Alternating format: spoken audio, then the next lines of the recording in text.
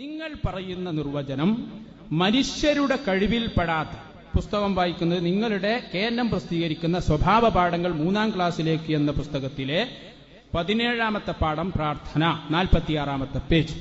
മനുഷ്യരുടെ കഴിവിൽപ്പെടാത്ത കാര്യങ്ങൾ സഫലീകരിച്ചു തരാനായി മറ്റൊരു ശക്തിയോട് വിനയത്തോടും അതീവ താഴ്മയോടും കൂടി ചോദിക്കുന്നതിനാണ് പ്രാർത്ഥന ദുആ എന്ന് പറയുന്നത്. ഇനി 4ാമത്തും വായിക്കാം, ഒക്കെ വായിക്കാം, നമുക്കൊന്നൊരു പേടിയില്ല. കുറെ കാര്യങ്ങൾ ഇങ്ങനെ പറഞ്ഞു ഇങ്ങനെ മനുഷ്യ കഴിവിനപ്പുറമുള്ള മാർഗങ്ങളിൽ കൂടി രക്ഷയും ശിക്ഷയും ഗുണവും ദോഷവും ചെയ്യാൻ കഴിയുമെന്ന വിശ്വാസത്തോടു കൂടിയുള്ള അപേക്ഷക്കാണ് പ്രാർത്ഥന എന്ന് പറയുന്നത്. ഇനിയും ആവശ്യപ്പെട്ടാൽ ഇനിയും വായിക്കും, അതിലൊരു പ്രശ്നമൊന്നുമില്ല. അപ്പൊ പറഞ്ഞതിന്റെ ചുരുക്കം എന്തായി? മനുഷ്യരുടെ അല്ലെങ്കിൽ സൃഷ്ടികളുടെ കഴിവിന്റെ അപ്പുറത്തുള്ള കാര്യങ്ങൾ ചോദിക്കുന്നതിനാണ് പ്രാർത്ഥന എന്ന് പറയുന്നത് എന്നാണല്ലോ മുജാഹിദുകൾ പഠിപ്പിച്ച നിർവചനം. അത് തെറ്റാണ് എന്നാണ് ഞങ്ങൾക്ക് തെളിയിക്കേണ്ടത്. അതിനുവേണ്ടി നിങ്ങളോട് ഒരു ചോദ്യം ചോദിക്കുന്നു. അതെന്താണ് ചോദ്യം? നന്നായി ശ്രദ്ധിച്ചോളൂ, ഞങ്ങൾ കേട്ടിട്ടില്ല എന്നൊന്നും പറയണ്ട. ഈ നിർവചനം നിങ്ങൾ പഠിപ്പിച്ചത് കൊണ്ടാണ് അങ്ങനെ ചോദിക്കേണ്ടി വന്നത്. ഒരു സത്യവിശ്വാസി ലാ ഇലാഹ ഇല്ലല്ലാഹ് മുഹമ്മദുർ റസൂലുള്ളാഹ് എന്ന് വിശ്വസിക്കുന്ന ഒരു സത്യവിശ്വാസി അല്ലാഹുവിന്റെ റസൂലിന്റെ ഖബറിന്റെ സമീപത്ത് വന്ന് റസൂലുള്ളാഹി ഉത്തരം ചെയ്യും എന്ന വിശ്വാസത്തോടെ ചോദിക്കുന്നത് ശിർക്കാണോ ശിർക്കല്ലേ? അതാണ് ചോദ്യം. ചോദ്യം വളരെ കൃത്യമാണ്, യെസ് ഓർ നോ ക്വസ്റ്റ്യൻ ആണ്. ആണോ അല്ലേ എന്നതാണ് ചോദ്യം. ബാക്കി ഇൻഷാ അല്ലാഹ് ഞാൻ പറയും. അല്ലാഹുവിന്റെ റസൂലിന്റെ ഖബറിന്റെ സമീപത്ത് വന്ന്, ബാക്കിയൊക്കെ നമുക്ക് പറയാം. ഒന്ന് വന്നാൽ തന്നെ നിങ്ങളെ നിർവചനം പൊളിയോലോ. അല്ലാഹുവിന്റെ റസൂലിന്റെ ഖബറിന്റെ സമീപത്ത് വന്ന്, അല്ലാഹുവിന്റെ റസൂലിന്റെ ഖബറിന്റെ സമീപത്ത് വന്ന് ഉത്തരം ചെയ്യും എന്ന വിശ്വാസത്തോടെ റസൂലുള്ളാഹിനെ വിളിച്ചാൽ അത് ശിർക്കാണോ അല്ലേ? അതേപോലെ തന്റെ പ്രശ്നം പരിഹരിക്കുവാൻ അള്ളാഹുവിന്റെ റസൂലിന് കഴിയും എന്ന് വിചാരിച്ചുകൊണ്ട് ലാ ഇലാഹ ഇല്ലല്ലാഹ് മുഹമ്മദുർ റസൂലുള്ളാഹ് വിശ്വസിക്കുന്ന ഒരു മുസ്ലിം ചോദിച്ചാൽ എന്ന ചോദ്യം തെറ്റാണ്. ലാ ഇലാഹ ഇല്ലല്ലാഹ് വിശ്വസിക്കുന്ന മുഹമ്മദുർ റസൂലുള്ളാഹ് വിശ്വസിക്കുന്ന ഒരു മുസ്ലിം അങ്ങനെ ചോദിക്കില്ല.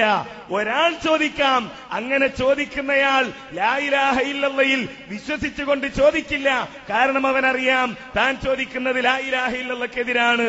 താൻ ചോദിക്കുന്ന ഈ ചോദ്യം മുഹമ്മദ് റസൂലുള്ളാഹിയുടെ ചര്യയ്ക്ക് എതിരാണ് എന്നറിയാവുന്നത് കൊണ്ട് ലാ ഇലാഹ ഇല്ലല്ലാഹ് വിശ്വസിക്കുന്ന മുഹമ്മദ് റസൂലുള്ളാഹി അംഗീകരിക്കുന്ന ഒരാൾ ചോദിക്കില്ല. ശരി, നിങ്ങളുടെ മറുപടി വളരെ കൃത്യമാണ്, ഞങ്ങൾ അംഗീകരിക്കുന്നു. നിങ്ങളുടെ വിശ്വാസം എന്താണെന്ന് ഞങ്ങൾക്ക് മനസ്സിലായി. പിന്നെ മുപ്പര ഖബറിന്റെ അരികിലേക്ക് വന്നിട്ടുണ്ട്, അത് മതി നിങ്ങളെ നിർവചനം പൊളിയാൻ. ഓരോന്നോരോന്ന് പറഞ്ഞുതരാ, അത് നിങ്ങൾ സമ്മതിക്ക്. എന്നിട്ട് രണ്ടാമത് ഞങ്ങൾ പറഞ്ഞു തരും. എല്ലാ സ്ഥലത്തൊന്നും പറ്റുകയില്ലേ, നമുക്ക് ചർച്ച ചെയ്യാം. ഖബറിന്റെ അരികിൽ തന്നെ ചോദിക്കാമെന്ന് വന്നാൽ നിങ്ങളുടെ തൗഹീദ് പൊളിഞ്ഞല്ലോ. ലാ ഇലാഹ ഇല്ലല്ലാഹ് മുഹമ്മദുർ റസൂലുള്ളാഹി എന്ന് വിശ്വസിക്കുന്ന മുസ്ലിം അങ്ങനെ വിളിക്കുകയില്ല എന്നല്ലേ നിങ്ങൾ പറഞ്ഞത്? ശരി, അപ്പോഴാണ് എന്റെ രണ്ടാമത്തെ ചോദ്യം. ഉത്തരം ഓഡിയൻസ് വളരെ കൃത്യമായി മനസ്സിലാക്കണം. അല്ലാഹുവിന്റെ റസൂലിന്റെ സമീപത്ത്, ഖബറിന്റെ സമീപത്ത് വന്ന് ഞാൻ വിളിച്ച വിളി നബി തങ്ങൾ ഉത്തരം ചെയ്യുമെന്ന വിശ്വാസത്തോടെ വിളിച്ചാൽ അത് ശിർക്കാണ് എന്നാണല്ലോ പറഞ്ഞത്. എന്നാൽ കേട്ടോളൂ, ലോകത്ത് ശിർക്കും തൗഹീദും ഏതാണെന്ന് വേർതിരിച്ച് മനസ്സിലാക്കാൻ വന്ന ലോകത്തിന്റെ നേതാവായ മുഹമ്മദുർ റസൂലുള്ളാഹി, ആ നേതാവിനേക്കാൾ തൗഹീദ് തിരിഞ്ഞവരുണ്ടാവുകയില്ലല്ലോ. അതാ പറയുന്നു, കേട്ടോളൂ ഹദീസ്. ലഇൻ ഖാമ അലാ ഖബരി ഫഖാല യാ മുഹമ്മദ് ലഉജീബന്നഹു. സയ്യിദുനാ റസൂലുള്ളാഹി എന്റെ ഖബറിന്റെ സമീപത്ത് വന്ന് എന്നെ വിളിച്ചാൽ ഞാൻ ഉത്തരം ചെയ്യുമെന്ന് ഹബീബായ റസൂലുള്ളാഹി. റസൂലുള്ളാഹി ശിർക്ക് പ്രചരിപ്പിക്കുന്ന ആളാണോ? നിങ്ങൾ പറഞ്ഞതനുസരിച്ച് ഇപ്പത് ശിർക്കാണല്ലോ. ശിർക്ക് പ്രചരിപ്പിക്കുന്ന ആളാണോ? നിങ്ങളുടെ ആ മരക്കോട്ടകളൊന്നും നടക്കുകയില്ല. ഹദീസ് എവിടെയാണുള്ളത്? ഒന്ന് പറഞ്ഞു തരാം.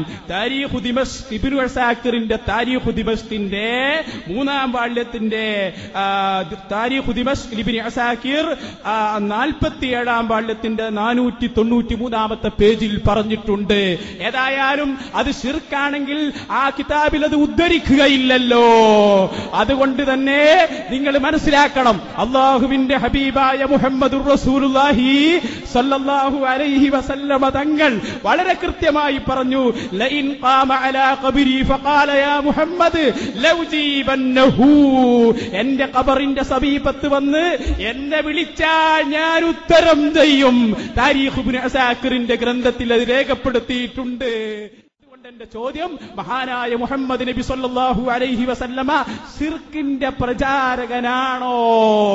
ശിർക്കാണ് നിങ്ങൾ പറഞ്ഞല്ലോ. എന്നാൽ എന്റെ അടുത്ത ചോദ്യം, ശിർക്കിന്റെ പ്രചാരകനാണോ ബഹുമാനപ്പെട്ട മുഹമ്മദുർ റസൂലുള്ളാഹി? ആ ഹദീസ് നിങ്ങൾ പഠിക്കണം, എല്ലാ മുജാഹിദും പഠിക്കണം. ഓരോ സംവാദത്തിൽ നിങ്ങൾ ഓരോന്ന് പഠിപ്പിക്കും. ഏതായാലും തെളിവ് പറഞ്ഞല്ലോ.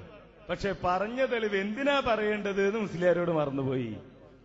എന്തിനാ തെളിവ് പറയേണ്ടത്? മുജാഹിദികൾ പറഞ്ഞ നിർവചനം തെറ്റാണ് എന്നതിനല്ലേ? അതിനാദ്യം തെളിയിക്കേണ്ടത് ഇതിൽ ഇസ്തിഗാസ പ്രാർത്ഥനയുണ്ട് എന്നാണ്. അതാരാ പറഞ്ഞത്? ആരാ പറഞ്ഞത്? ഇബ്നു അസാക്കിർ തന്റെ താരീഖിൽ ലൈൻ ഖാമ അലാ ഖബരി ഫഖാല യാ മുഹമ്മദ് ലൗജീബന്നഹു എന്ന് പറഞ്ഞ വാക്യം, ഹദീസ് എന്ന പദം ഞാൻ അതിന് പ്രയോഗിക്കുന്നില്ല. ഈ വാക്യം പറഞ്ഞുകൊണ്ട് ഇത് മരണപ്പെട്ടു പോയ നബി, വഫാത്തായ നബി സല്ലല്ലാഹു അലൈഹി വസല്ലമയോട് ഇസ്തിഗാസ നടത്താനുള്ള തെളിവാണെന്ന് ആര് പറഞ്ഞു എന്ന് പറയേണ്ടതല്ലേ? അങ്ങനെ ഒരു വാക്യം എവിടെയെങ്കിലും കാണുമ്പോഴേക്ക് അത് പ്രമാണമാണ് എന്ന് വിചാരിച്ചതാണ് ധാരണക്കുറവ്. ഞാൻ വളരെ വിനയത്തോടെ പറയട്ടെ, നമ്മുടെ വ്യവസ്ഥ ഒന്ന് വായിക്കണം. സ്വഹീഹായ ഹദീസ് എന്നാണ്. എവിടെയെങ്കിലുമുള്ള വാക്യം ഉദ്ധരിക്കലല്ല, സ്വഹീഹായ ഹദീസാണ്. ആ ഹദീസ് ഉദ്ധരിക്കുന്നുവെങ്കിൽ ഞാൻ വെല്ലുവിളിക്കുന്നു, അതിലുള്ള സനദുകൾ വായിച്ച് ഓരോരുത്തരും സ്വീകാര്യരാണെന്ന് തെളിയിക്കണം. രണ്ടാമതായി, ഒന്നാമത് തെളിയിക്കേണ്ടതോ ഇത് ഇസ്തിഗാസക്ക് തെളിവാണ് എന്ന് പണ്ഡിതന്മാർ പറഞ്ഞത് തെളിയിക്കണം. അത് രണ്ടും തെളിയിക്കാത്തത് കൊണ്ട് തന്നെ ഇത് ഈ വാദത്തിന് തെളിവല്ല.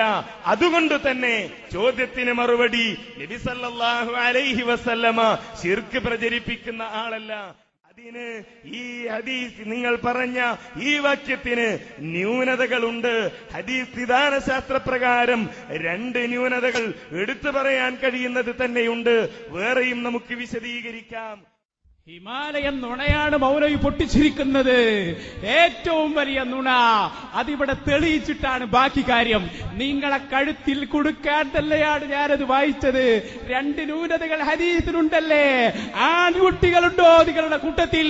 ആ ഹദീസിനൊരു ന്യൂനത തെളിയിക്കാൻ, അതാണ് ഞങ്ങൾക്ക് പറയാനുള്ളത്. ആരാണ് നിങ്ങൾക്കത് ന്യൂനതയുണ്ട് ഇത് പഠിപ്പിച്ചതെന്ന് തെളിയിക്ക്. എന്റെ 3ാമത്തെ ചോദ്യം അതാണ്. ഈ ഹദീസിൽ 2 ന്യൂനതകളുണ്ടെന്ന് ഹനീഫ മൗലവി, എന്താണ് ഈ ഹദീസിന്റെ ന്യൂനത? താരീഖ് ഇബ്നു അസാക്കിർ അവിടുത്തെ കിതാബിൽ ഉദ്ധരിച്ച ഈ ഹദീസിന്റെ 2 ന്യൂനതകൾ ഏതൊക്കെയാണ്? നിങ്ങൾ കൃത്യമായി പറയണം. ഞങ്ങൾ അതിന് തന്നെയാണ് അത് ഉദ്ധരിച്ചത്. കറക്റ്റ് ആയിട്ടുണ്ട്. എന്താ സംഭവം എന്നറിയോ നിങ്ങൾക്ക്? ഇവർക്ക് ഇങ്ങനൊരു പണിയുണ്ട്. അതായത് ഇവർക്ക് പറ്റാത്ത ഹദീസാണെങ്കിൽ ദഈഫാന്ന് പറയും. എല്ലാവർക്കും അറിയാലോ. സാധാരണക്കാരനായ മുജാഹിദ് പോലും പഠിച്ചു വെച്ചൊരു കാര്യമാണ്. ഒരു കാര്യം അവർക്ക് അനുയോജ്യമാണെന്ന് കണ്ടാൽ അത് സ്വഹീഹാണ്, അനുയോജ്യമല്ലെന്ന് കണ്ടാൽ അത് പാറോലയാണ്, ന്യൂനതകളുണ്ട്, ദഈഫാണ്. അതങ്ങനെയാണല്ലോ ബുഖാരിയിലും മുസ്ലിമിലൊക്കെ ദഈഫാക്കിയത് ചില കൂട്ടർ. ഞാനിപ്പോ അത് പറയുന്നില്ല, ഇരിക്കട്ടെ. ഇവിടെ ഹനീഫ മൗലവിയോട് എന്റെ അടുത്ത ചോദ്യം, ഈ ഹദീസിൽ 2 ന്യൂനതകളുണ്ടെന്നല്ലേ നിങ്ങൾ പറഞ്ഞത്? നിങ്ങളെ കൂട്ടത്തിൽ ആൺകുട്ടികളുണ്ടെങ്കിൽ സൂചിപ്പിക്കട്ടെ ന്യൂനത. നിങ്ങൾ വിചാരിച്ച് താരീഖ് ഇബ്നു അസാക്കിർ വായിച്ചപ്പോ അത് ഒരു ചരിത്ര കിതാബിലെ ഹദീസാണെന്ന് മനസ്സിലാക്കി പോയല്ലേ? നിങ്ങളെ കുടുക്കാലാണത് വായിച്ചത് എന്ന് മനസ്സിലാക്കണോ? ഹദീസിന്റെ ഗ്രന്ഥങ്ങളിൽ ഞങ്ങളത് വരിക്ക് വായിച്ചു തരും, സനദും വായിക്കും, സ്വഹീഹാണെന്ന് പറഞ്ഞതും വായിക്കും. നിങ്ങളെ കുടുക്കാൻ തന്നെയാണ് അങ്ങനെ ചോദിച്ചത്. 2 ന്യൂനതകളുണ്ട്. ഈ സദസ്സതിന് സാക്ഷിയാണ്. 2 ന്യൂനതകളുണ്ടല്ലേ? തെളിയിക്കുക. 3ാമത്തെ ചോദ്യം അതാണ്.